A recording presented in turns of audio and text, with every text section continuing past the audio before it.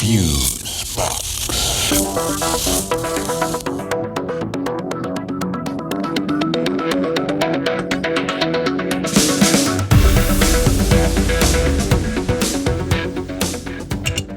Okay, this is Fusebox, number 152.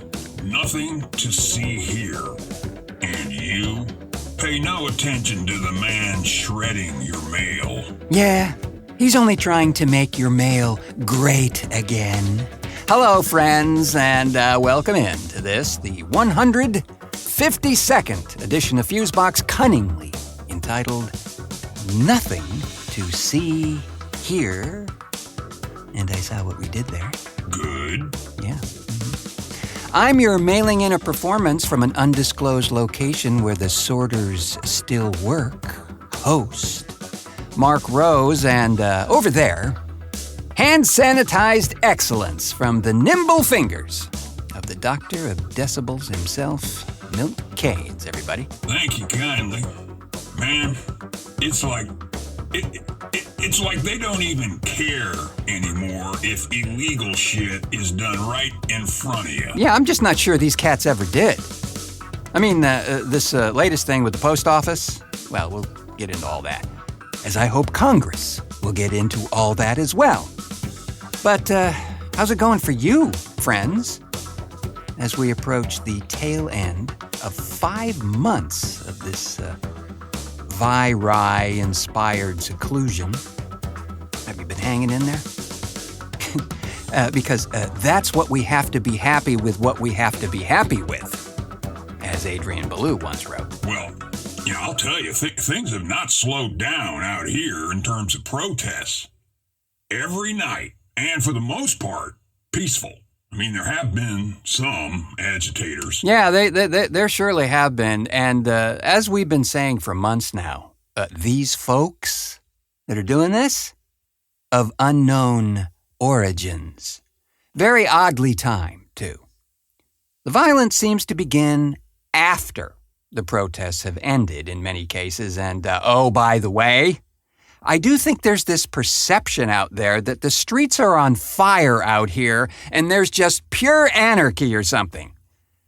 I mean, reporting is only as good and truthful as the mouth it comes out of, friends. These days, you can't trust those mouths with anything. Just saying. Oh, you remember back in the, early 70s? Story came out about how certain news organizations would purposely stage a shot to make it look like it was way more serious than it actually was. Maybe even by set designing the shot, if you know what I mean. Yeah, I do recall. And by the way, every news agency has used this approach at one time or another. I don't care who your fave is. It's TV, friends. That tired old saying, if it bleeds, it leads. Yeah, that's been there for a reason. Morbid curiosity? I don't know. So I guess Robert Trump died. Yeah. It appears Orange Guy's brother did exit the proverbial building, evidently. And I do know where you're headed. Well, it's kind of the first thing that occurred to me. Well, we can't be sure that Robert died from effects of the Vi-Rai. He seems to have had some neurological issues that resulted from a fall he had. That's why he was purportedly in Sinai's neurological ward there. Yeah, I know, but there have been these reports of late from John Hopkins and folks like that they're seeing more neurological symptoms appearing in some folks in recent cases. Yeah, I did see that. And I just can't say for sure. I've got nothing on that. Would be horribly ironic, though, right? Well, yeah. Here's this orange moron downplaying the severity of the thing left and right, and then his brother gets it and, well, check please. I mean, certainly a case could be made. I mean, the guy was 71 and had underlying health issues and all that. Just saying. Yeah. Well, we may never know. One thing I think we can bet on is that when Orange Guy is finally let out of the office of the president, hopefully that's really, really soon, that the lawsuits from all these shenanigans with him and A.G. Barr, the Postmaster General, all these other cronies will start a-flowing. And I would suppose we'll keep him in court for at least the rest of his life. Yeah, like maybe schedule it so he has to be in court every 4 hours every day. A different thing each day, right? And make it so he has to be there. Beyond hell. That idea. Well, if the jackboot fits. Yes, and well, speaking of rabid rodents, when we return, we have a look at the ham-fisted attempt to derail the United States Postal Service. Sounds fantastic, doesn't it? TheFuseboxShow.com.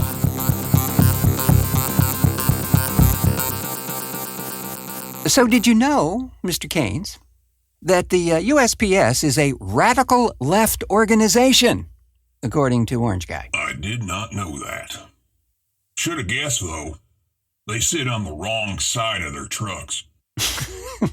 I suppose one could say that.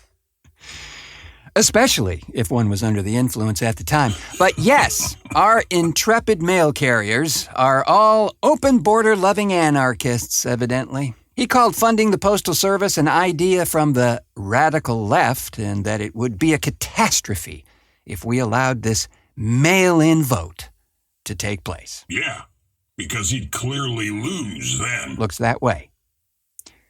So his or their or whomever it is plotting this ridiculous scheme, the idea was to get this new guy, a new minion in place to start the ball rolling or the wrench derailing, whichever you prefer.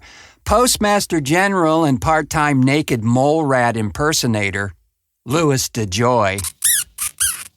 Yeah.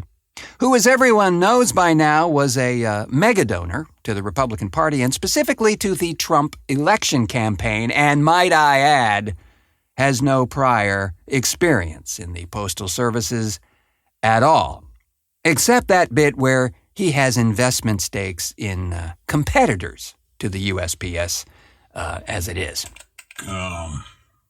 His bio says he was formerly the CEO of New Breed Logistics, which dealt with supply chain logistics for all sorts of companies.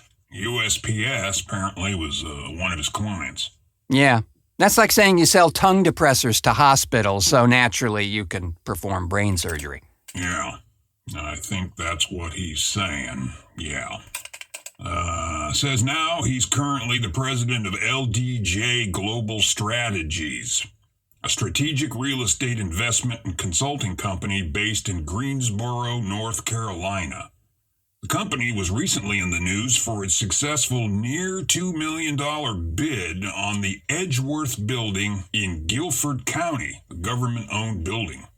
Cozy. Says, in addition to his real estate investments, DeJoy is the National Finance Chairman for the local organizing committee for the 2020 Republican National Convention in Charlotte.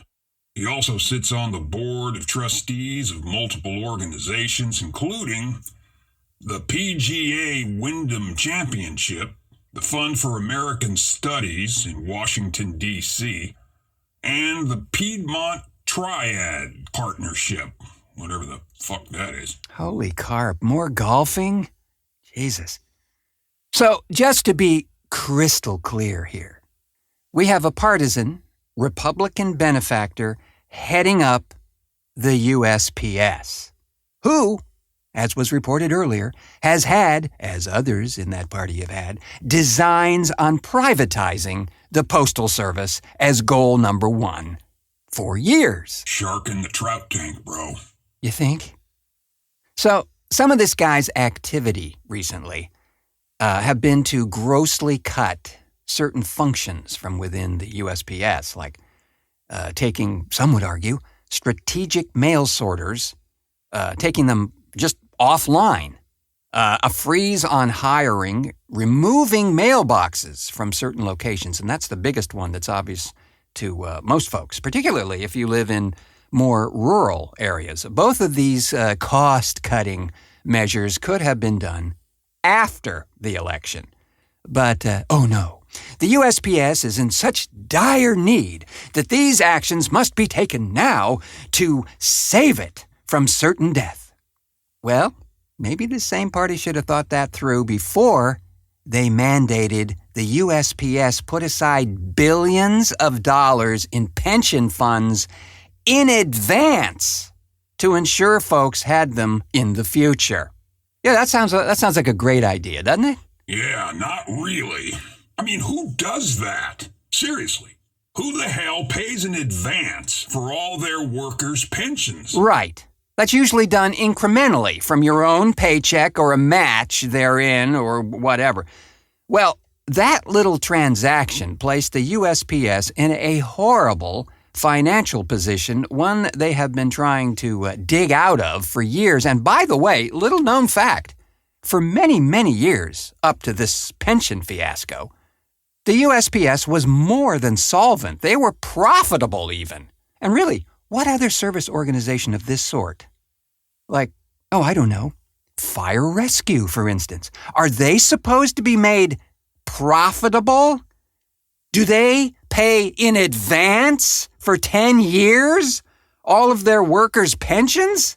Hell, some of these folks barely squeak by and risk their lives every damn day in the fire rescue thing. Now, I gotta tell you, I think the letter carriers deserve hazard pay coming to some of the houses in my neighborhood, especially that Arnie guy.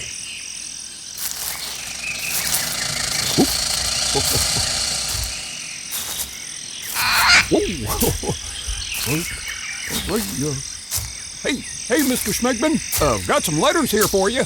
You got some letters over there? Whoa! Yeah, be careful of the, Gee, that's a nasty one there. Yeah, it's nasty, yeah. Yeah, enough said. Also, did you know that the USPS has a 93% approval rating among registered voters around the country? 93%! That's staggering. Congress doesn't even get 93%. And just think for a moment, the billions of pieces of mail that are handled each week throughout this country, even if 1%, just 1% had a delivery issue, it would be in the multiple millions of items. I mean, it's a tough job, friends, and they are handling it pretty damn well considering the alternatives out there and the influence on the USPS from recent technology, which has hacked away, I guess I'm told, nearly a third of the mail sent these days. So, just putting aside for the moment that these recent, quote, actions, end quote, are designed to clearly upset the vote by mail idea, think about the delays that are happening right now for folks who depend on medicines or, God forbid, Social Security or pension checks in the mail to survive on? Not everyone uses direct deposit. There are many who still want to get it the old-fashioned way, right?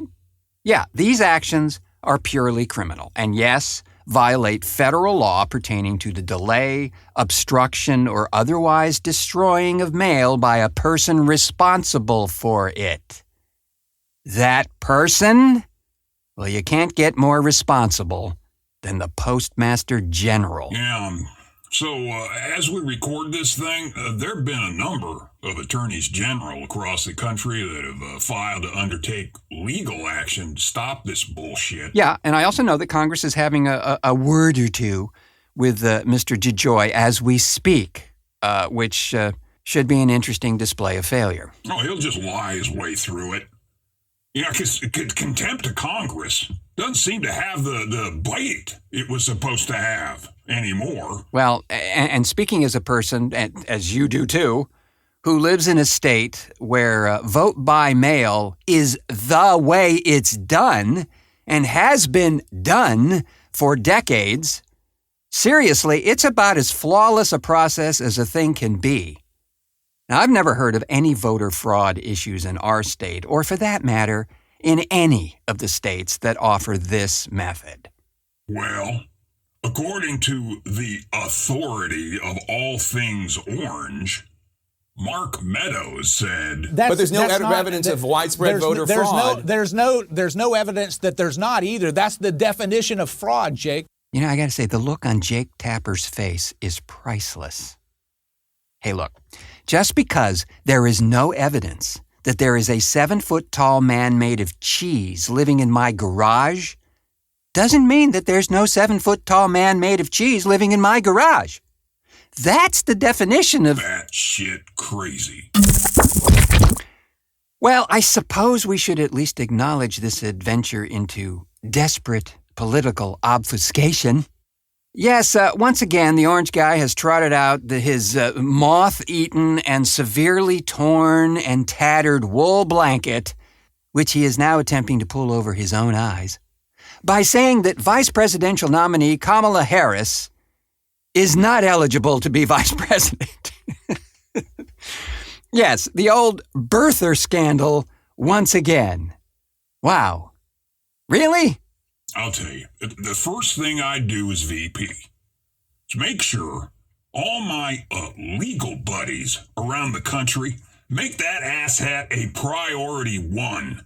Give them all the help they need to expose the nasty shit that guy has done over the years. It would be horrifying.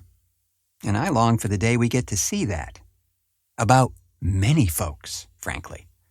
There are a bunch of political and business roaches that always manage to scurry under the cabinets when the light is thrown on them, you know what I'm saying?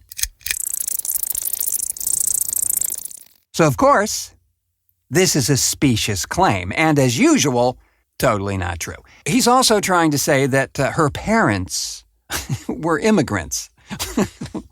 Well then, buddy, 75% of everybody in public office should be deemed ineligible to serve.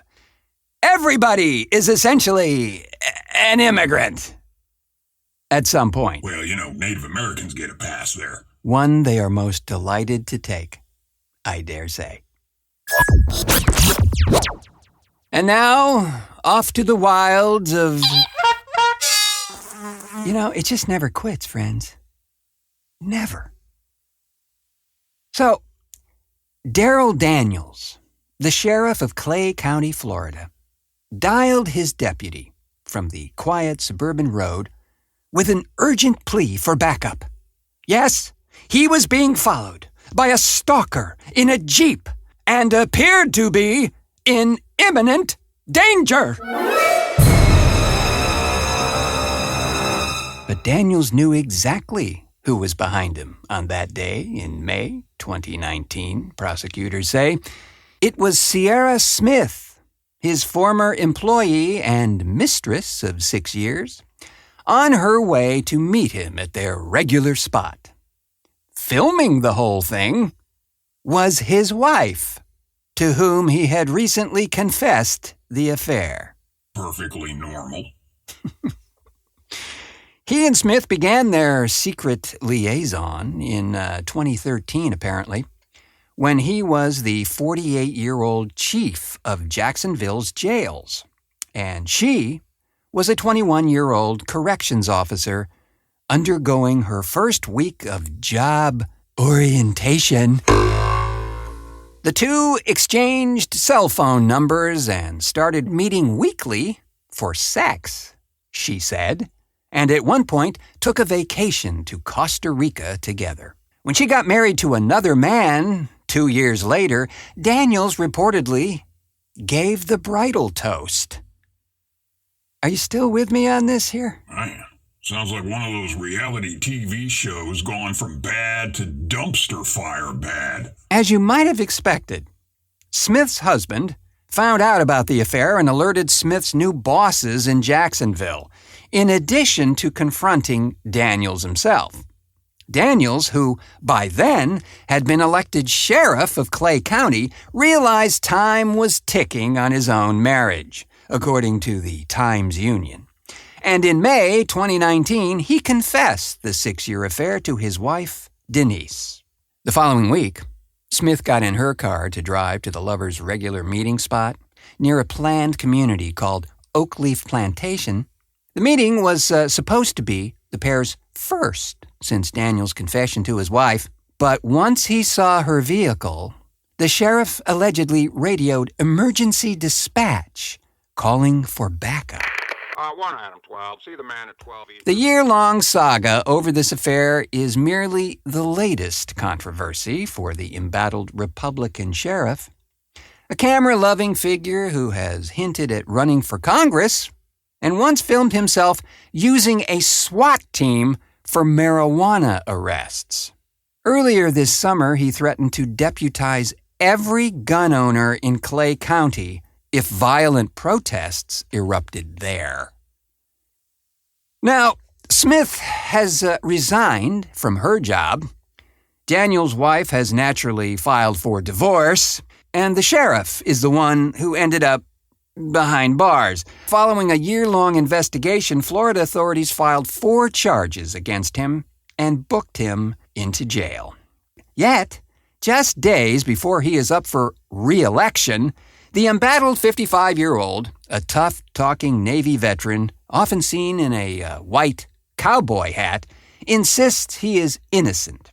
Daniels refused to resign or drop out of the race, questioning the, quote, suspicious timing of the warrant and claiming the scandal does not affect his job performance.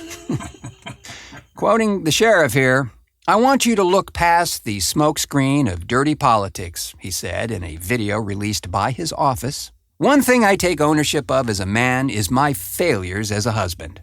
That has nothing to do with me as a sheriff." To close his video on Thursday, Daniels made an appeal to voters in Clay County, saying, "The question that I want you to ask yourself, and I don't have the answer to it, is this: why today?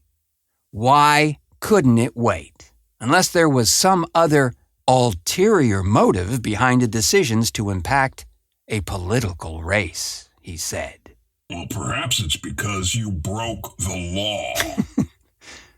Could be the reason. Yeah, might. Daniels, who was released without bond, was charged with tampering with evidence, a felony, as well as 3 misdemeanor counts of giving false information to other law enforcement officials, the Florida Times-Union reported. Of course, in these days of the best law money can buy, we just tend to overlook things like this, unless, of course, you're just one of the countless masses who gets thrown into a deep, dark hole for attempting to enter your own home at night, or perhaps jogging without their papers.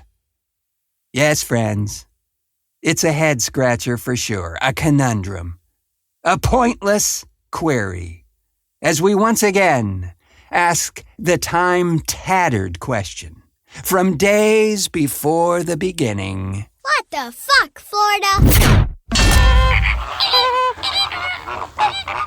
What indeed?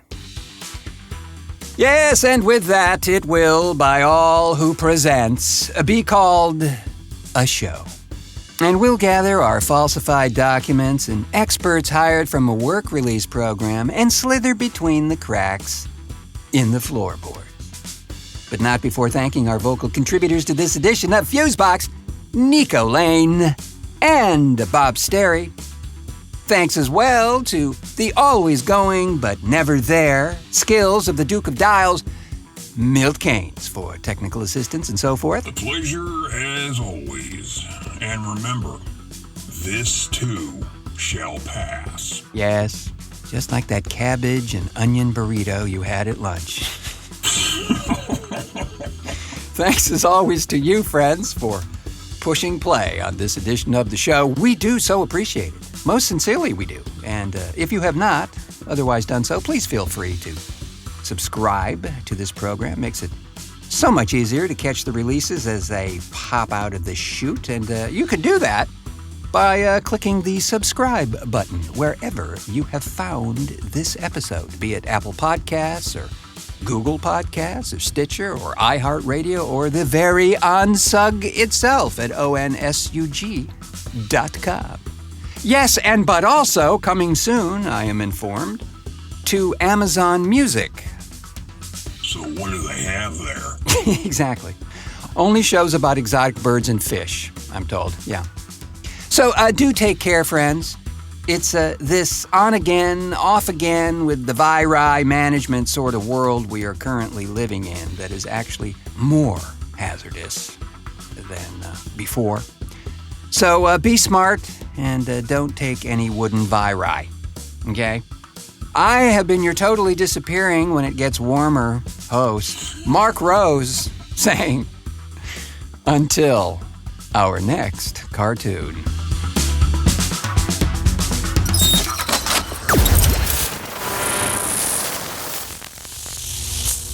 Fusebox.